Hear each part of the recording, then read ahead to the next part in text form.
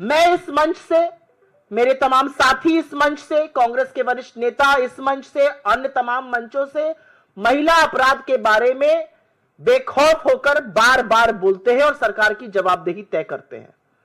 क्योंकि यह भी सच है कि अगर देश में हर घंटे 43 महिलाओं के खिलाफ अपराध होता है तो चुप रहना संभव नहीं है, उसको नहीं बर्दाश्त किया जाएगा। और लगातार ऐसा हो रहा है। राष्ट्र की राजधानी दिल्ली में एक महिला के साथ बार बार अपराध होता है, वही आदमी उसके साथ बलात्कार करता है जिसकी वो कंप्लेन करने गई थी, जिसकी दिल्ली पुलिस ने कंप्लेन नहीं लिखी जनवरी में, अब वो फिर उसका रेप करता है और उसकी फिर एफआईआर नहीं लिखी जाती है। ओडिशा में एक छात्रा बीच पर गई, वहां पर 10 दानवों ने उसका गैंगरेप कर दिया। असलियत यह है कि छत्तीसगढ़ में एक आदिवासी औरत का इतनी बुरी तरह से गैंगरेप हुआ और उसकी अतड़ियां तक बाहर मिली। मुजफ्फरपुर में दलित बच्ची का सिर्फ गैंगरेप ही नहीं हुआ, उसके बदन पर 20 बार चाकू से गोदे हुए निशान मिले, उसकी अंततोगत्वा 1 जून को मृत्यु हो गई।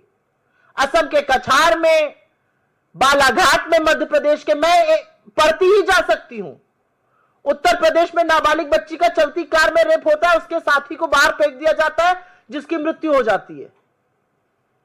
तो ऐसा नहीं है कि सब चंगा है।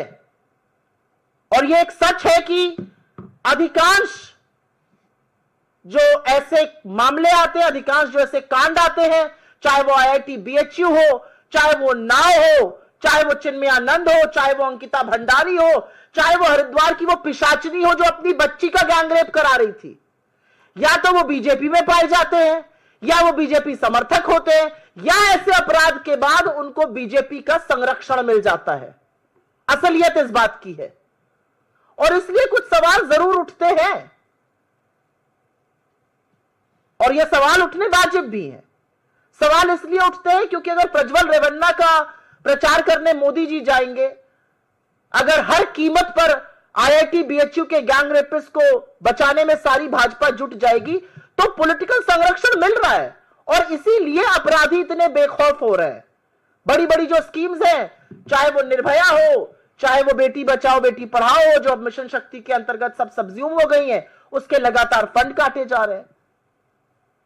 लेकिन इन सब बातों के बावजूद आज सच ये है कि आप डोमेस्टिक फ्रंट पर आप आधी आबादी को देश में न्याय नहीं दे पा रहे हैं, आधी आबादी को देश में सुरक्षित नहीं कर पा रहे, आधी आबादी के खिलाफ जब अपराध होता है तो आपके मुंह से चू नहीं निकलती। आपका संरक्षण अपराधी को मिलता है, बार बार मिलता है।